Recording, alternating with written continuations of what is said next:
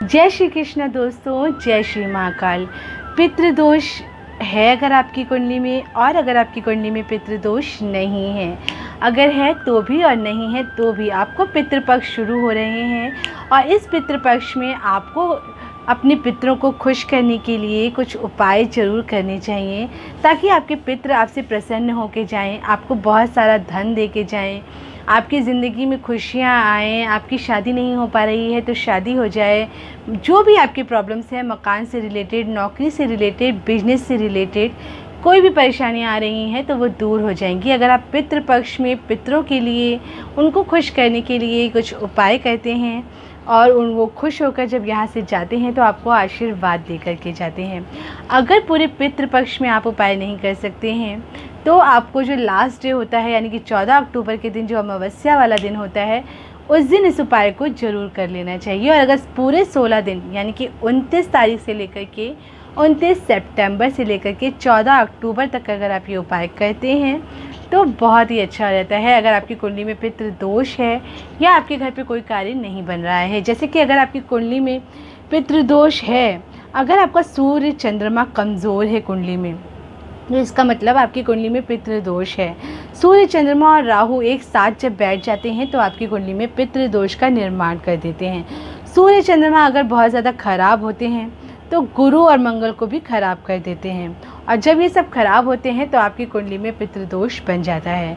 राहु चंद्रमा, राहु सूर्य साथ हों तो भी आपको पितृदोष लग जाता है।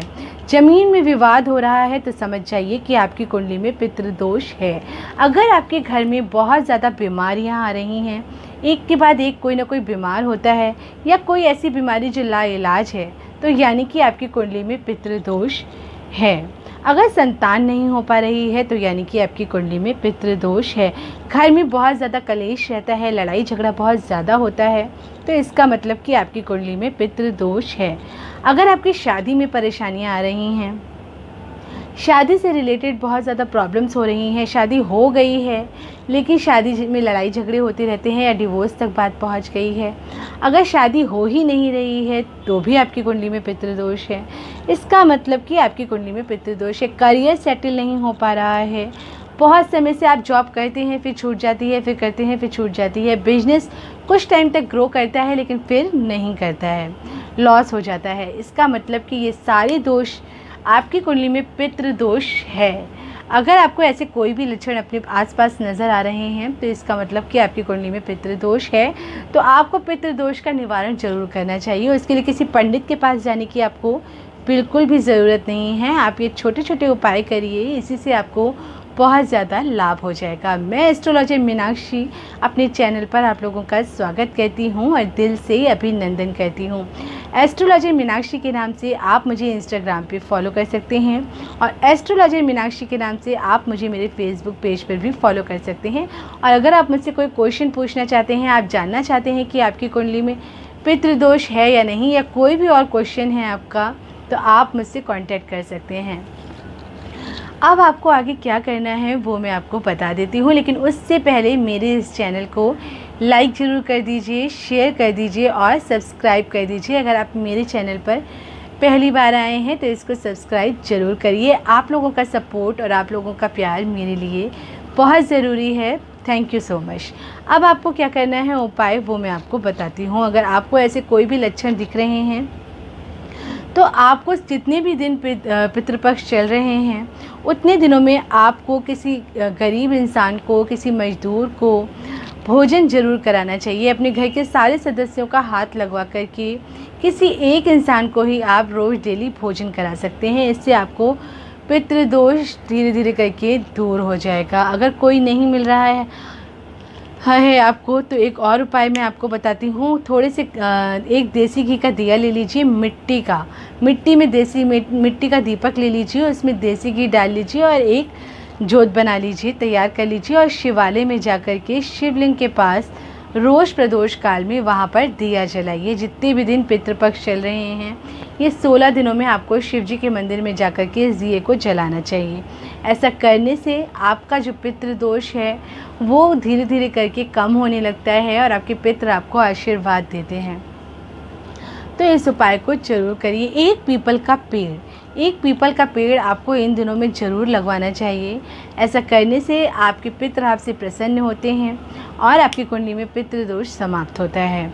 और ये कार्य आप कर सकते हैं, घर पर दक्षिण दिशा में मिट्टी का एक चौड़ा बर्तन ले लीजिए। जैसे कि हम नवरात्रों में जिसमें जॉब होते हैं चौड़ा बर्तन मुँह का, वैसा ही एक बर्तन ले लीजिए और इसमें मिट्टी डाल दीजिए और उसमें धनिया बो दीजिए। जैसे जॉब होते हैं नवरात्रों में, उसी तरीके से धनिया को बो दीजिए और उसको दक्षिण दिशा में रख दीजिए।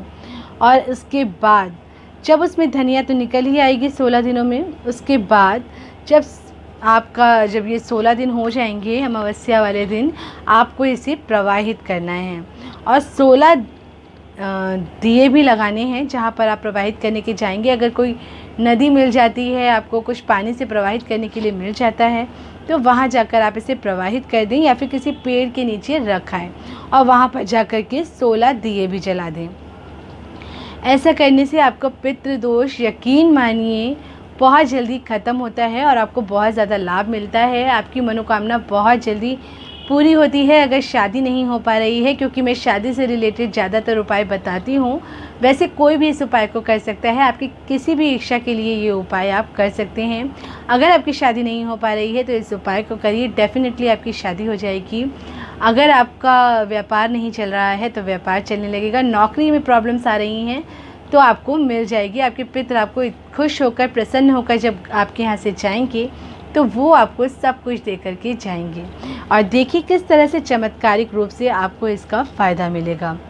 और आपको अपने पितरों को वैसे भी खुश करना चाहिए। अगर आपको लगता है कि आपकी ज़िंदगी में ऐसी परेशानियाँ नहीं आ रही हैं तो फिर भी आपको मैं कहती हूँ ऐसे उपाय ज़रूर करने चाहिए।